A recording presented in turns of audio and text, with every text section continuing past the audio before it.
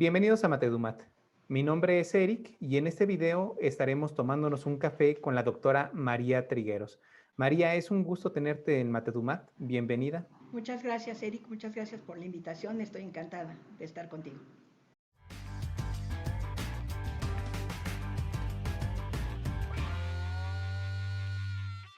La idea de tomarnos un café es como cuando la pandemia nos lo permitía, poder charlar, poder tener una conversación sobre diversos temas. No es una plática sobre un tema en particular.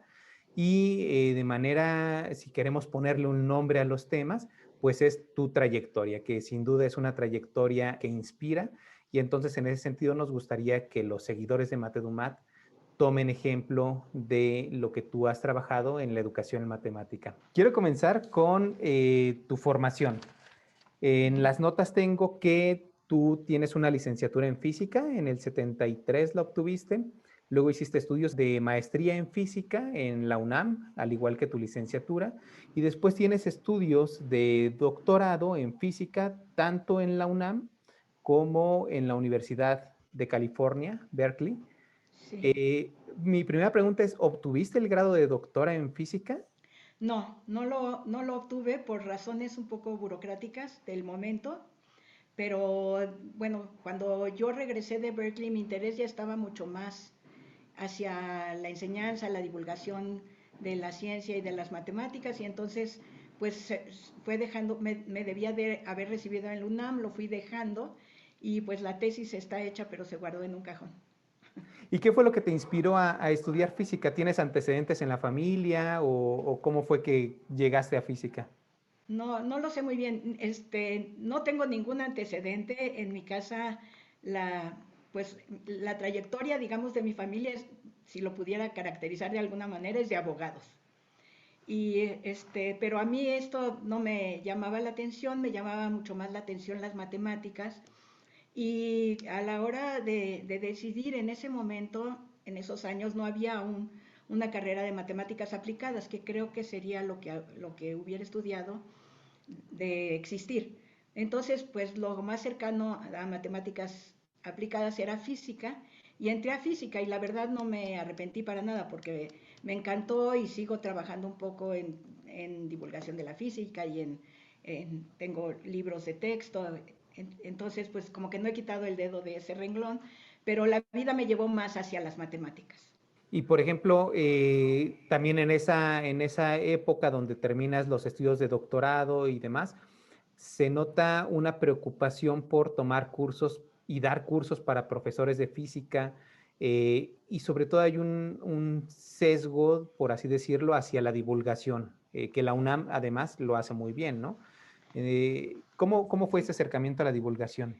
Pues en realidad yo desde antes de terminar la carrera y durante la maestría estuve trabajando en una revista de divulgación que existía en México que se llamaba Física. Después esa revista se convirtió en Naturaleza para ampliar como digamos, su espectro de divulgación.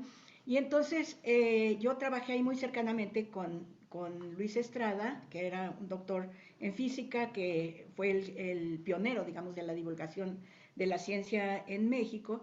Y entonces cuando regresé, y no, bueno, yo tenía, digamos, un medio compromiso de regresar a la Universidad Metropolitana, que era una universidad nueva en México, pero en realidad como que me llamó más la atención, él me ofreció trabajo y bueno, junto con él fuimos pioneros, primero en un departamento de divulgación cultural en general, de difusión cultural en general, y luego eso se convirtió en un programa experimental de la ciencia, donde se planeó hacer un museo de ciencias, se hacían exposiciones, se hacían pues todo tipo de divulgación en distintos medios y yo me concentré un poco más en el medio audiovisual y bueno, allí encontramos algunas dificultades, entonces esos años los dediqué completamente a la divulgación de la ciencia y daba clases de física y matemáticas en la Facultad de Ciencias de la UNAM.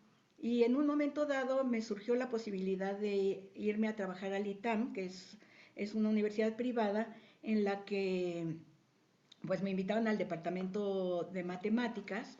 La universidad estaba creciendo, aunque no era una universidad nueva, y yo la verdad estaba un poco cansada de algunas cosas de la UNAM, sobre todo la política y ese tipo de cosas, que no son como mucho para mí.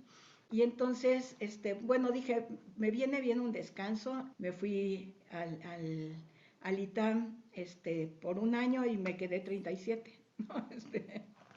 Entonces, pues ya me orienté, ahí ya sí me orienté mucho más hacia las matemáticas, aunque seguí participando en proyectos con el Museo Universum de la UNAM y con la Dirección General de Divulgación de la Ciencia en ese tiempo. Ahora ya es todo un proyecto mucho más importante, ¿no? Y en ese entonces, por ejemplo, tomaste un par de cursos en el Exploratorium, algunos cursos de fotografía. Toda esa parte, esa formación, digamos, hacia la divulgación, ¿consideras que fue la antesala hacia estudios de educación o los diferencias? No, yo creo que sí hubo ahí, digamos, un primer núcleo de interés por la educación y sobre todo por buscar diferentes medios de comunicar las ideas de la ciencia, en particular de las matemáticas, que son como muy áridas, hacia el público. En general a los chicos no les gustan ni las matemáticas ni la ciencia, y entonces, sobre todo la física, entre las ciencias, la que tiene menos popularidad es la física. Y entonces el hecho de trabajar con medios audiovisuales y con estos cursos que fui al Exploratorium, fui a otros museos de ciencia, me permitieron como ampliar el panorama, ver qué se estaba haciendo en otros países en divulgación, pero también porque los museos grandes de ciencia tienen también proyectos educativos y entonces también explorar un poco los proyectos. Por ejemplo, el Universum tenía un fuerte proyecto educativo, supongo que todavía lo tiene, y también el Museo de Ciencias de la Universidad de Berkeley, que está ahí como del otro lado de la bahía, y fueron muy buenas experiencias para mí, para entrarle luego a la educación más en serio, ¿no? En el año 81 entras como profesora de tiempo completo en el ITAM. No hubo un choque, digamos, desde el punto de vista de la UNAM es una universidad pública, una universidad, digamos, que el humanismo lo tiene muy a flor de piel, muy en sus programas, al menos en muchos de sus programas, y el ITAM como escuela particular que tendría quizá unos 30 años de existencia.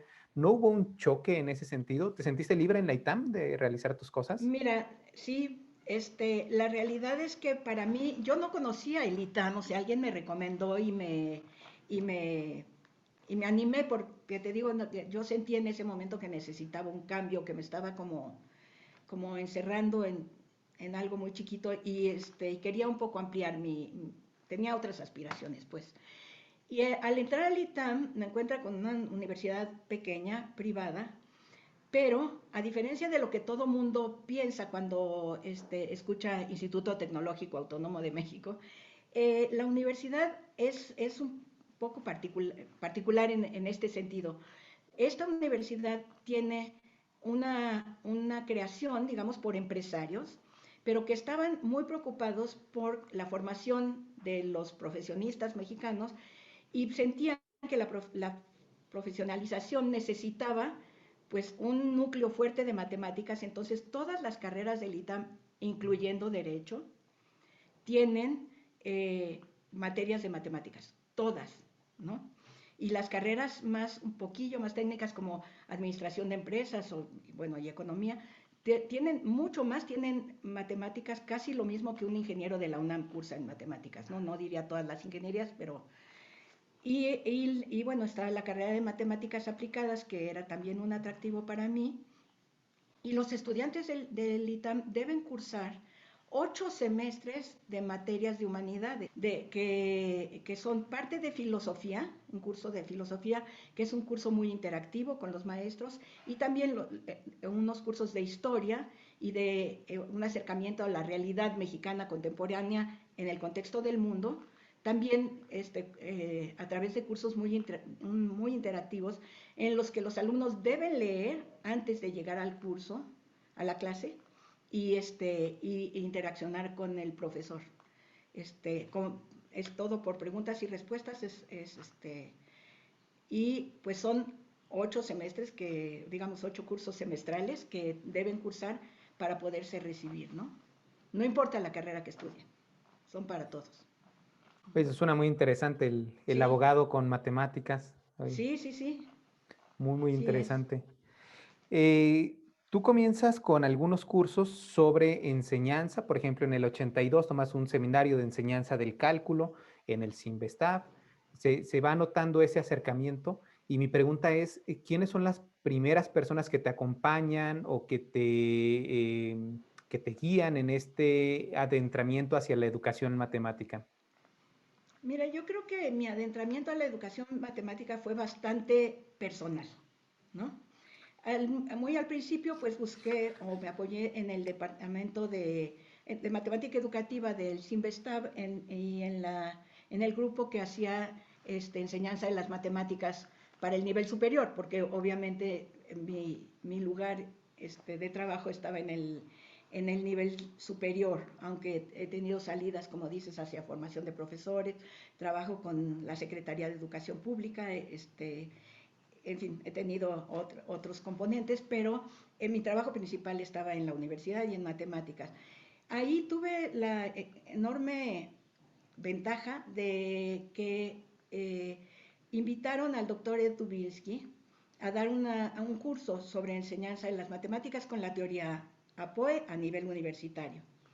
Y entonces, pues yo creo que mi guía principal, digamos, fue Dubinsky, porque a partir de ahí él me invitó a formar parte de un grupo de trabajo colaborativo, cuando no se usaba tanto el trabajo colaborativo y cuando la tecnología no era tan fácil como ahorita que estamos hablando, sino que teníamos que viajar para vernos, teníamos que programar para mandar un attachment por el correo electrónico que era muy pedestre, muy rústico para los estándares que estamos acostumbrados hoy en día.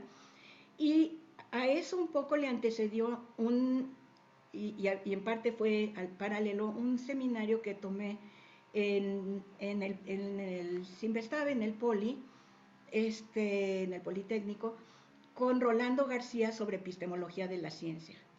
Ese seminario fue fundamental para mí, era un seminario de pocas personas, con una persona como Rolando García, que además de saber muchísimo, era súper exigente y era también muy participativo y aprendí ahí mucho sobre Piaget. Entonces cuando llegó Dubinsky ya fue como hacer clic con él porque pues yo ya traía toda esta formación y todo este conocimiento de Dubinsky que él había adaptado para la investigación en educación matemática. Entonces fue como muy natural ese paso y esa época como miembro del grupo RUMEC fue súper importante para mí porque además de aprender un montón, trabajé mucho con distintas personas y pues hice muchas amistades y fue una época bonita para mí, además de formativa.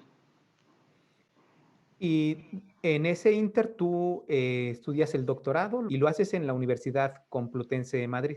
El tema no me Sí, queda muy claro. El título está ahí, pero no me queda muy claro de qué es su tesis de doctorado.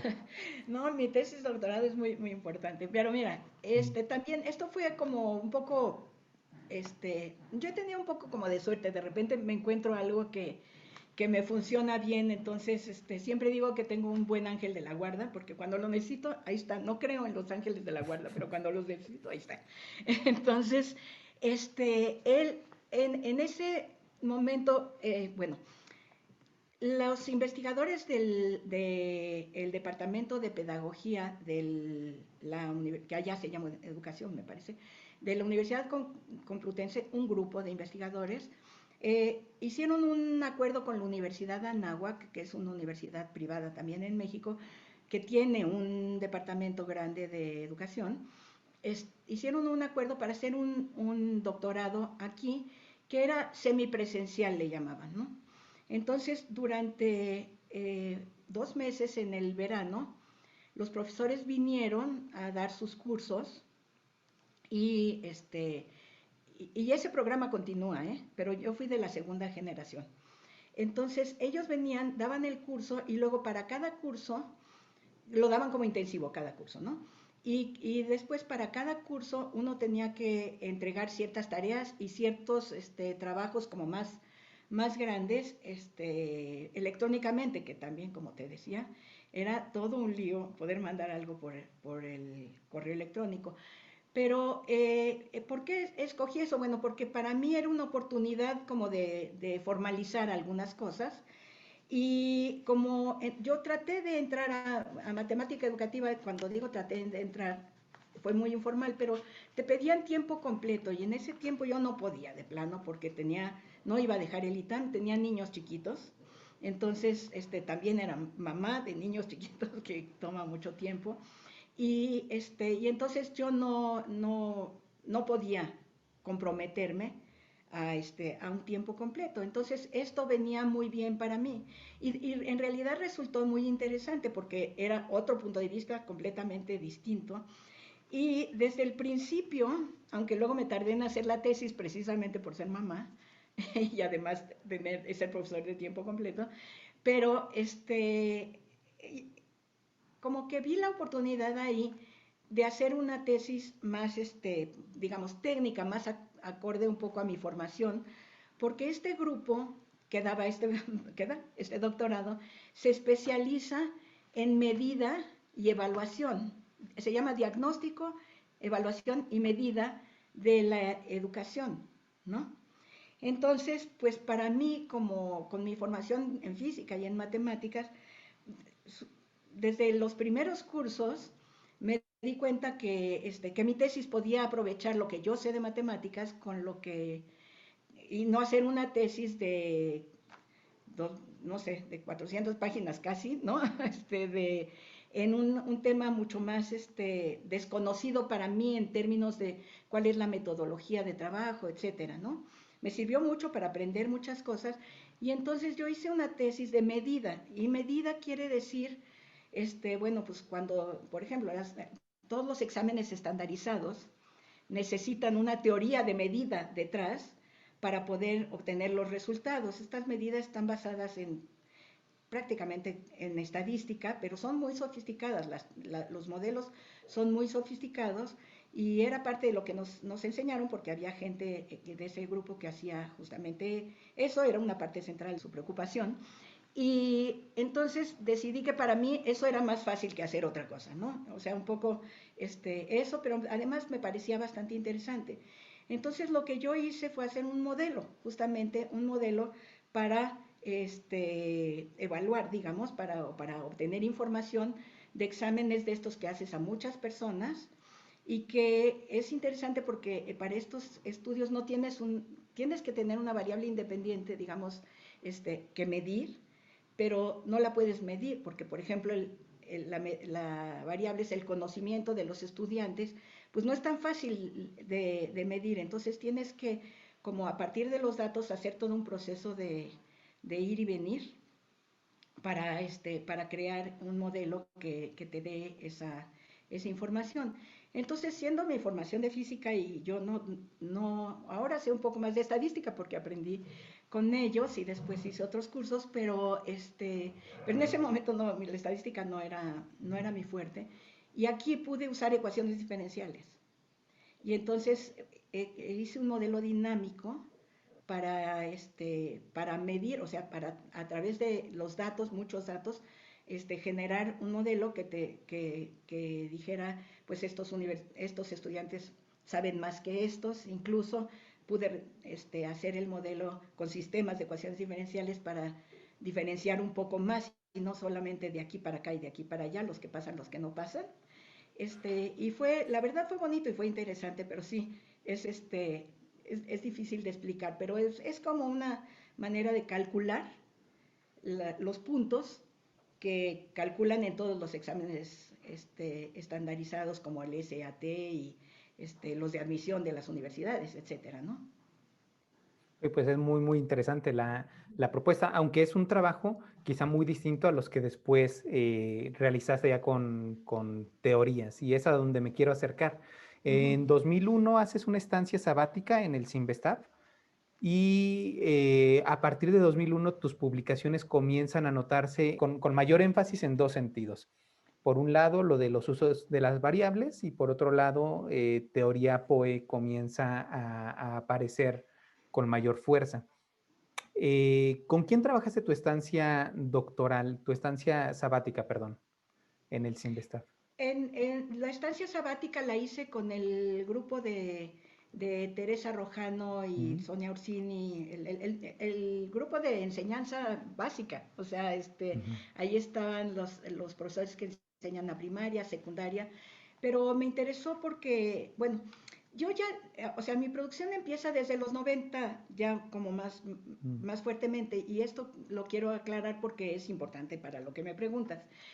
Y es que con Ed Dubinsky íbamos durante los 90, teníamos todas estas reuniones 3 veces al año, un fin de semana, que volabas a un lugar recóndito en Estados Unidos para juntarte con estas gentes y luego trabajar por este correo electrónico, ¿no? Entonces ahí Ed Dubinsky tenía muchísimos datos porque estuvo inmerso en el programa, un proyecto muy grande en Estados Unidos sobre reforma del cálculo a finales de los 80, principios de los 90. Entonces eran muchos datos y con esos datos empezamos a trabajar y yo trabajé en el grupo de cálculo. Y entonces mis primeros trabajos con la teoría POE, que fueron la verdad muy importantes porque yo traje al grupo conocimiento sobre la noción de esquema, que era lo que yo había trabajado con Rolando García, porque es su contribución al trabajo de Piaget. Y entonces yo conocía más que todos los demás, digamos, vamos a decirlo así en ese momento, de esa parte de la teoría, y entonces se empezó a usar la noción de esquema, que no se ha usado demasiado en la teoría, pero digamos que fue una primera aportación mía.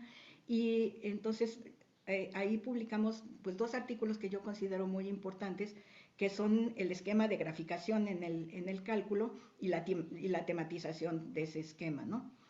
Y entonces ahí yo ya tenía esto. Yo conocía a Sonia Orsini y pues me resonó mucho la idea de la variable porque yo tenía esta preocupación porque el estudio de las funciones implica que entiendas qué es una variable, porque si no está muy difícil que pases de un modelo de función de entrada a salida, o sea, de maquinita, le pongo esto y me da esto, ¿no? Pero si quieres entender mejor la función, necesitas entender mejor la variable. Y bueno, empecé a trabajar con ella y la verdad es que formamos un equipo buenísimo de investigación, nos entendimos muy bien y entonces empecé a trabajar paralelamente en esos 2 rubros. O sea, por un lado, la variable en el álgebra y por el otro lado, pues seguir con las cuestiones en la universidad, primero en el ámbito del cálculo y después lo abrí hacia las ecuaciones diferenciales y hacia el álgebra lineal, básicamente. Sí he hecho algunas cosas, pero siempre hice mucho de variable y como además tuve posibilidad de trabajar y coordinar el grupo de matemáticas de un proyecto muy grande nacional de uso de la técnica, de 2 proyectos en realidad, de uso de tecnología en la enseñanza de matemáticas a nivel básico, pues también esto de la variable y demás me sirvió mucho como apoyo para el desarrollo de materiales educativos y para la investigación con eso, que seguimos, tengo un grupito con el que sigo haciendo eso también. Nos mencionaste dos artículos de esta, digamos, de esta faceta, de esta época de teoría POE, estas contribuciones sobre los esquemas. ¿Cuál dirías tú que fue el artículo donde te diste cuenta que estabas con una competencia internacional importante? Es decir, ¿en qué momento notaste que tus contribuciones estaban teniendo resonancia no solamente ya en tu círculo cercano, sino ya a nivel internacional? Mira, el artículo de del esquema de la graficación, de hecho los 2 artículos, pero porque son como hermanitos, tuvo muchísimo impacto internacional y hasta la fecha se sigue leyendo mucho. A pesar de que la teoría APOE se usa menos, bueno, no se usa menos porque cuando hicimos una investigación de las publicaciones hay muchísimas, pero digamos que no es la teoría de moda, digamos, porque lo cognitivo ha perdido aprecio, digamos, entre los investigadores, cuando para mí sigue siendo fundamental. O sea, si quieres enseñar, los alumnos tienes que aprender y algo tienes que saber de cómo aprenden los alumnos, porque no hay manera, según yo, de hacerlo de otra manera. Pero entonces, ese fue como una primera raíz. Y realmente en donde más como que me internacionalicé fue con los estudios de álgebra lineal. Que Ahí, hay muy pocos, ¿no? Hay muy pocas personas que se dediquen a ello. ahora no. En el momento en que en el que yo empecé ¿Mm? con otros, con muchos colaboradores, porque rara vez trabajo yo sola. Entonces empecé con el grupo mismo de RUMEC e incluso escribimos un libro de álgebra lineal con ¿Mm? tecnología, que está en la red, y empezamos haciendo investigación sobre el uso de ese libro y fuimos bastante pioneros en la enseñanza del álgebra lineal, pero pronto, muy como que eso se ha ido haciendo cada vez más grande y en este momento hay mucho más estudios sobre enseñanza del álgebra lineal que en ese momento y entonces como que me permitió como estar desde el principio como en ese grupo de personas que estaban haciendo enseñanza sobre el álgebra lineal y yo creo que eso fue el momento en que y lo de variable también fue fundamental, como en otro grupo diferente de personas, ¿no? Pero las dos cosas, y lo de variable no lo hago con la teoría pues, sino con un modelo que nosotras mismas hicimos, Sonia y yo. Entonces, eso fue lo que, pues no sé, uno nunca sabe por qué se dan las cosas, o sea, pero en este caso creo que fue por ahí. Nuevamente volvemos a los ángeles de la guarda, ¿no? Sí, exacto. Creo que una cuestión que podemos destacar es que llegaste a tiempo a lugares donde todavía no se animaban a llegar o todavía no había como los incentivos para hacer estudio. ¿Cuáles consideras tú que ahora mismo, por ejemplo, para los investigadores en formación, los que estamos iniciando, cuáles serían esos nichos de oportunidad el día de hoy para los que estamos iniciando en la educación matemática? O sea, ahora la investigación en educación matemática está mucho más madura, mucho más fuerte. Cuando hablamos de los noventas, pues casi nadie sabía ni que existía, ¿no? Y pues de alguna manera fuimos pioneros. Yo no fui pionera porque hubo gente antes que ya lo estaba haciendo de manera muy pública y muy comprometida. Pero yo pienso, bueno, para mí, hay muchos nichos en donde uno puede entrar. En este momento, como que lo que está despuntando, digamos, en términos de la enseñanza de las matemáticas a nivel superior, yo he hecho algún trabajo, bueno, bastante con Rafael Martínez Planel de Puerto Rico sobre la enseñanza y el aprendizaje de las funciones de dos variables. O sea, iba a ser de las funciones multivariables, pero empezamos con las de dos variables y encontramos tal cantidad de cosas que seguimos estacionados en las funciones de dos variables. Pero prácticamente no hay muchas personas hay muy poca persona muy pocas personas fuera de nosotros que lo están haciendo, aunque ahora, como en los últimos años, empieza a haber más gente, curiosamente, en el Medio Oriente, que empiezan a tener más interés. En Estados Unidos también hay un grupo ahorita que está publicando bastante. Entonces, en enseñanza de las matemáticas desde el nivel cognitivo con la teoría POE, yo creo que hay bastante por hacer, porque aunque se ha hecho algo con la teoría POE para estudiantes de otros niveles educativos, y en el libro de la teoría POE viene un ejemplo muy bonito de la enseñanza de las fracciones, creo que ahí habría mucho terreno para desarrollarse. También en el, se ha vuelto los ojos, digamos, en la educación matemática a nivel superior a la formación de no matemáticos, digamos, y no necesariamente físicos, porque en muchos lugares los físicos y los matemáticos llevan las mismas materias y más o menos juntos, ¿no? sino sobre todo las ingenierías y la economía que se ha matematizado mucho últimamente. Entonces, ese es un área que promete, digamos, en este momento mucho. También ha surgido, y ahí también he tenido un poco influencia, digamos, en el sentido de la publicación, el uso de los modelos en la enseñanza de las matemáticas, que siempre para mí fue importante porque tengo una formación en física. Y para mí, realmente la física fue importante para acceder a las matemáticas. Entonces, posibilitar a los estudiantes de distintos niveles a utilizar problemas que de entrada no son obvios, pues pero que son alcanzables, digamos, con lo que ellos saben, y que abren el camino a nuevos conceptos, me parece que es un área muy importante que también ha despuntado últimamente. Y yo creo que, y bueno, y está el área de la enseñanza con tecnología, que no acaba, o sea, hay muchísimo trabajo, es un área súper importante, y sin embargo la tecnología, bueno, ni la tecnología ni la pedagogía con la que predicamos ha acabado de entrar a la escuela, ¿no? Sobre todo a la universidad, es muy impresionante que como que se predica un poco en el desierto, ¿no? Mencionaste algo muy, muy importante que es el trabajo colaborativo. Digamos que podríamos nosotros pensar sobre las dificultades que tú tuviste para hacer investigación o que pudiste haber tenido en caso de que te hubieses encerrado en tu institución a esperar a que pudieras dirigir una tesis sobre educación matemática, porque no es el programa en el que tú estás Ujú. metida, ¿no? O sea, tuviste que ir hacia otros lugares y dentro de esas colaboraciones hay personas, digamos, ya clásicas, personas con las que trabajaste mucho, Sonia Ursini, en su tiempo Guillermina Waldeck, eh, Asuman Oktach, el grupo de Rumek. ¿Qué otras colaboraciones identificas tú fuera de esas, llamémosle típicas, que quisieras destacar? Colaboraciones, digamos, menos esperadas para ti.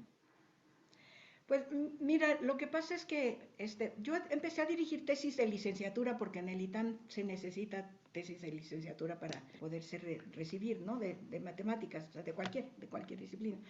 Entonces ahí tuve la oportunidad de dirigir tesis de licenciatura y eso fue muy, muy bonito para la formación de vocaciones, porque a lo mejor algunas de las personas con las que trabajé hacían la tesis de educación porque tenían interés, les interesaba la educación, pero luego se dedicaron a otra cosa. Pero muchos de mis alumnos hicieron la maestría, hicieron el doctorado y algunos se quedaron fuera y con otros sigo colaborando aquí. Una colaboración que a mí me parece muy importante y que ha sido ya de muchos, muchos años, es la que he tenido en mis estudios sobre enseñanza de matemáticas con tecnología y que básicamente lo hemos hecho en primaria y un poquito de secundaria, y que he colaborado con Dolores Lozano, que fue mi alumna en el ITAM y que actualmente está en la Universidad de las Américas en Puebla, y con Ivonne Sandoval, que es colombiana, hizo su doctorado en México, ahí la conocí yo, y después, mucho más adelante, ya cuando estábamos trabajando en el proyecto Enciclomedia, se vino a colaborar con nosotros y se quedó en México y está en la Universidad Pedagógica Nacional y seguimos colaborando juntas. En este último año tenemos dos publicaciones, una que ya salió, otra que va a salir. Entonces, ellas también han sido muy importantes en mi trabajo y en uno de los proyectos nacionales trabajé con NEFIT, EMAT se llamaba el proyecto, enseñanza de física con tecnología y enseñanza de matemáticas con tecnología. Y trabajé con Teresa Rojano y con Ana Isabel Sacristán, y sobre todo con Ana Isabel he hecho más publicaciones, aunque no demasiadas, pero colaboramos de repente, ¿no? Y por otra parte, pues Rafael Martínez Planel, a quien conocí porque él en Puerto Rico estaban probando el libro de álgebra lineal y pues con fondos del grupo RUMEC, Ed Dubinsky me convenció que fuera para allá y ahí pues trabajé con él y empezamos a hablar de esto de las funciones de varias variables y pues a partir de ahí llevamos muchísimos años ya colaborando juntos, ¿no? Pues ha de ser muy, muy interesante el poder trabajar con diversos grupos, sobre todo, por ejemplo, en el caso de Dolores Lozano, de Ivonne, que son como la generación que ahora viene despuntando y demás. Me Ujú. parece que es interesante, ¿no? Influir en esas nuevas generaciones. Sí, sí, sí, claro. Ujú. Cuando estamos estudiando la maestría, el doctorado, incluso cuando estamos iniciando con un puesto de profesor investigador o simplemente en el profesorado y hacemos investigación, a veces nos sentimos abrumados por la cantidad de trabajo que notamos tener, pero vemos perfiles como el tuyo y el de otros investigadores que están inmiscuidos en proyectos nacionales, que están escribiendo y que están publicando pues con regularidad. Y quizá una cuestión importante es cómo le hacen. Quiero decir, ¿cuál es tu estilo de trabajo? ¿Escribes todos los días? ¿Tienes un día específico para escribir? ¿Cómo es tu día a día de trabajo profesional? Mira, durante muchísimos años, ahorita ya estoy jubilada del ITAM, aunque tengo un como puesto de profesor asociado, pero durante muchos años yo daba tres clases frente a grupo, o sea, eran bastantes horas de clase. Tenía, como comenté, niños pequeños y además trabajaba en esto, ¿no? Entonces, pues es un poco, yo soy una persona con bastante energía, entonces, eso me ayuda. Pero sí soy muy disciplinada en el sentido de que no tan disciplinada como que de 4 a 5 escribo, eso no, pero siempre procuro cualquier proyecto que tengo no dejarlo de lado como que pasen varios días, porque como que se te olvida lo que estabas haciendo y cuesta mucho trabajo retomar, y eso lo veo mucho con los estudiantes de posgrado y con incluso los tesistas del ITAM, ¿no?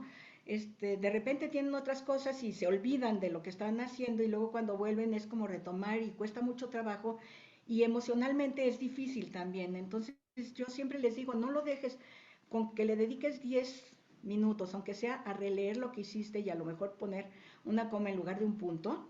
Eso te trae a la memoria lo que estás haciendo y ayuda a no perder el tren, digamos, de trabajo. Yo creo que eso es muy, muy importante.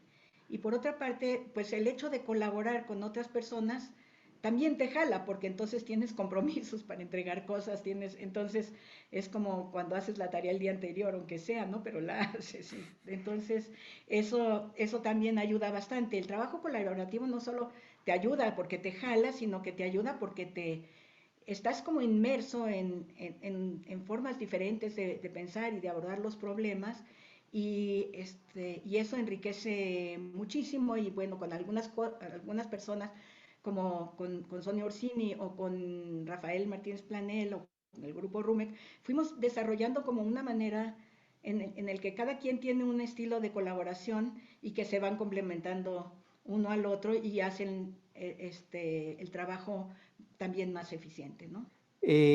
Bueno, a mí se me han terminado las preguntas. Me ha interesado mucho lo que me has contado. Me gustaría saber si tú tienes algún comentario adicional que hacer para los seguidores de Matedomat.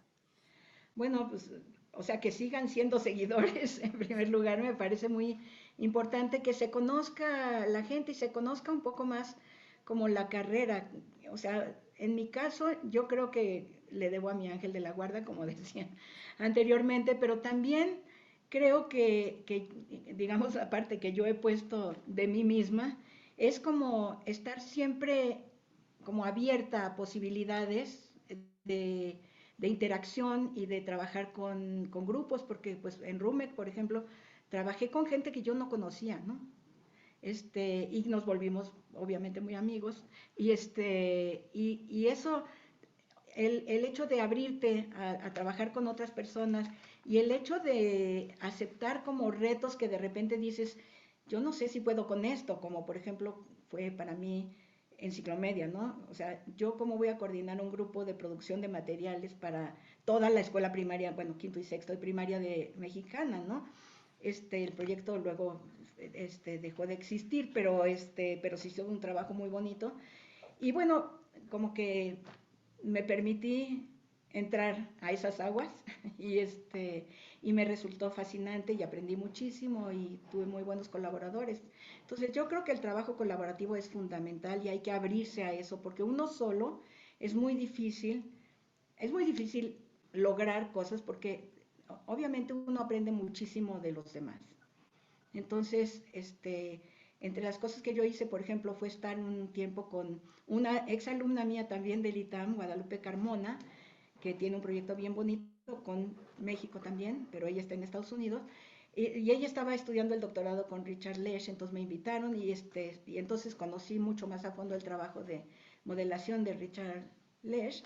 Y pues también eso me abrió como otras puertas y otros intereses. Entonces yo creo que estar abierto a las posibilidades y lanzarse, aunque no ser tímido, digamos, en lanzarse a un reto y a lo mejor funciona y otras veces no funciona, pero no pasa nada, ¿no?